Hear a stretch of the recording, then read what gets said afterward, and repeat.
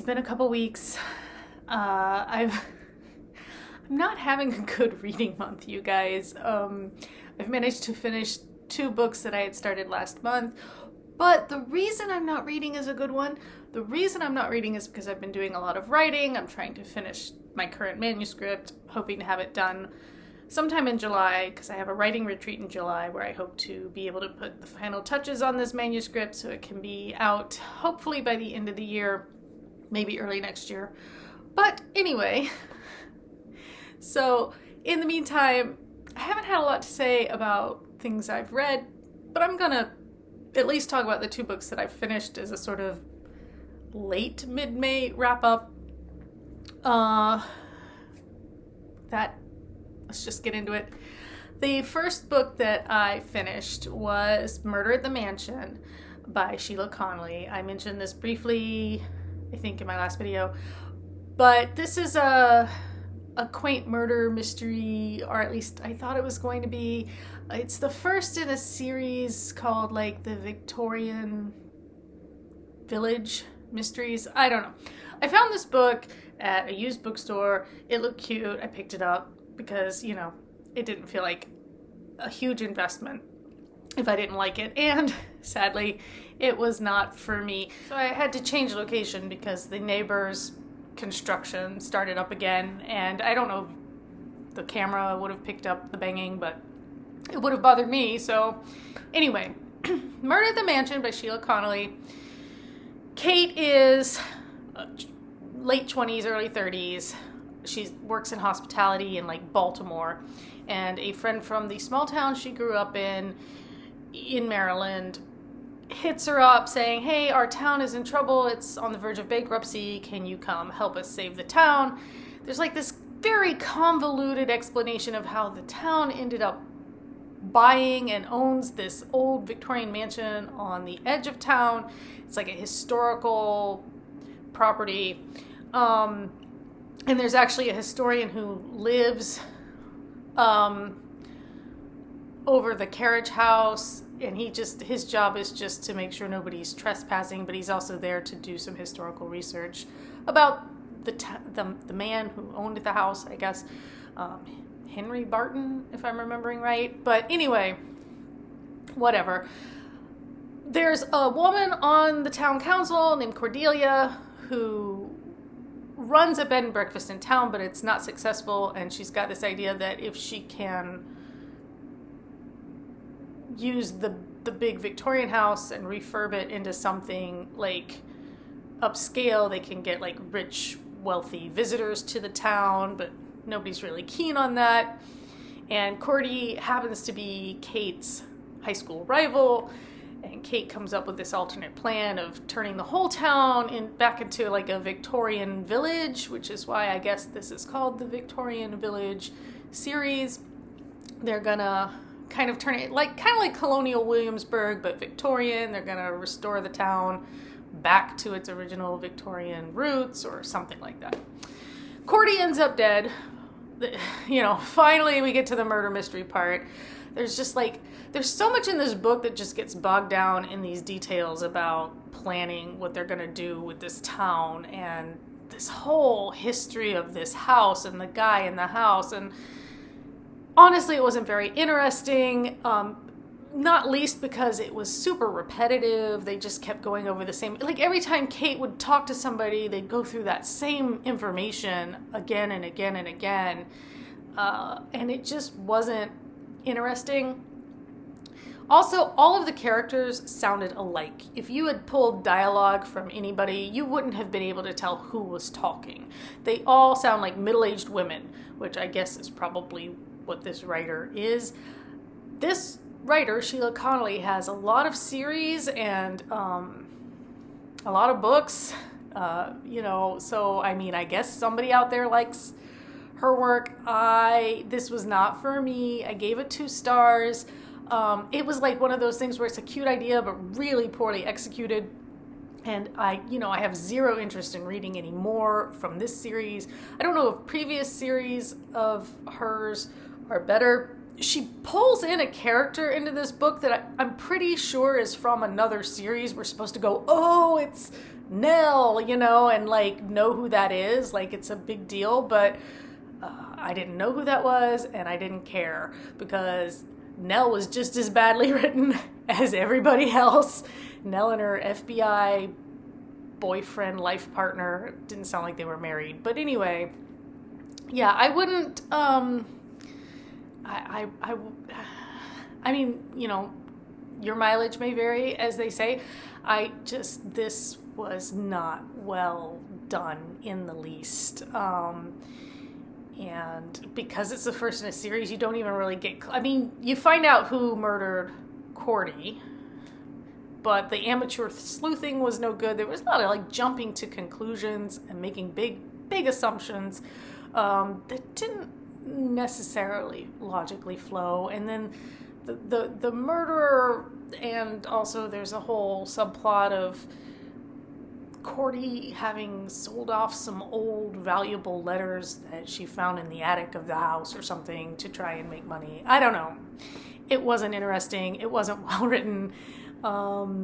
Kate as a main character is pretty dull to unlikable. Like, at best she's dull. At worst there are times when you're just like, why is anybody this person's friend? Like, I don't get it. Anyway, I gave it 2 stars because, like I said, it is a cute idea. I just think it was really poorly done. Yeah. So that's Murder at the Mansion. The other book I finished was You've Reached Sam by Dustin Dow. And so many people love this book, which is why I picked it up. I fell into the hype. I saw it on BookTube. I saw it on TikTok. I saw it everywhere. I was like, okay, I gotta read this book. It sounds amazing. It was okay. If you somehow are not aware of the overall story behind this book. Julie is a high school senior. She's got this boyfriend named Sam, who dies in a car accident a few months before graduation. People blame Julie for Sam's death because he was on his way to pick her up when he got in the accident. We get some flashes, well, more than a few. We get a lot of flashbacks to Julie and Sam together.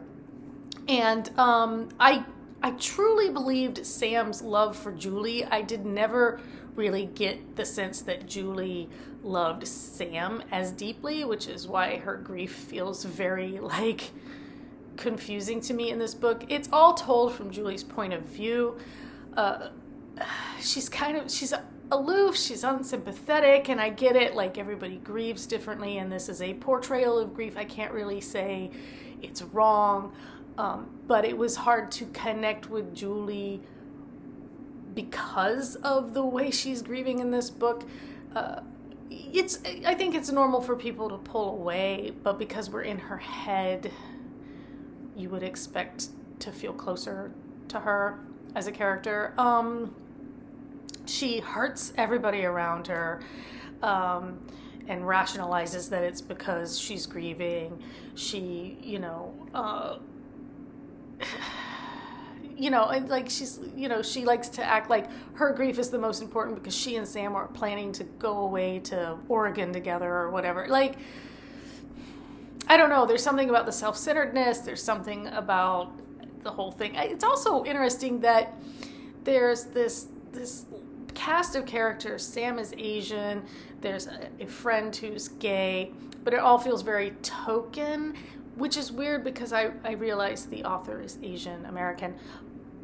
But why center your book around a white girl if you're an Asian American author? Like, and you're gonna have these characters. Make them more central. Don't make them fringe people. They were, in a lot of cases, a lot more sympathetic and a lot more interesting than Julie. I would have rather seen this story from anybody else's point of view than hers. This is not really a spoiler, but I'll put a little spoiler alert if you don't want to know anything about the book. But this happens in like the first or second chapter. So the conceit in this book is that Julie, like, somehow is able to reach Sam via cell phone, even though he's passed on. And, she's always asking him, where are you? And he's like, I can't really tell. And, like, there's just, but she's able to call him. But then like a couple times she shares with people who she feels like really need to hear Sam for themselves, and then her ability to call him decreases the more she shares that. Over the course of the book, Julie, the point of the book is Julie kind of integrating back into society, I guess. I mean, I think that's more or less where we're going with this. And I think she is better integrated, but I still didn't care for her as a person. I didn't think she had somehow gotten, like, that much better. The writing was really good. I thought it was well written, aside from some editing, proofreading issues that I noticed. The overall story is really pretty dull, because there's nothing more to it really than Julie's able to call Sam, and she's relying on being able to call Sam, and slowly she has to kind of stop relying on Sam and start going back into the real world and being with her live friends. She goes to a film premiere, she goes to a movie with a friend, and it's just not very interesting. I was kind of bored with the story. And there's also, at the end of the day, no magical explanation, which, there doesn't have to be. But her mom, they make this thing about her mom teaching classes on time and stuff. And so I was kind of half expecting, like, there was going to be something about the stuff her mom teaches that had to do with what was going on with the phones. I was probably looking for a little more science in this than this book is more meant to be mystical, spiritual, or whatever. But yeah, I just was like, well, why bring up the fact that the mom teaches, this class on, like, time and how it's a construct if if you're not gonna, like, use it later. It just didn't feel like a necessary piece of information. So yeah, I mean, I gave it 3 stars. It was okay. Like I said, well written, but kind of boring, and I really just could not sympathize with the main character in the least, and I just felt it was really weird that she was the center of this story when all of the minority characters were kind of orbiting her and were far less interesting. And she was far less interesting. They were far more interesting. Sam was more sympathetic. Like I said, I felt like he genuinely liked Julie. I don't know. There was something about Julie that just didn't feel like she was as into Sam. So yeah, that's what I've read. Just those 2 books.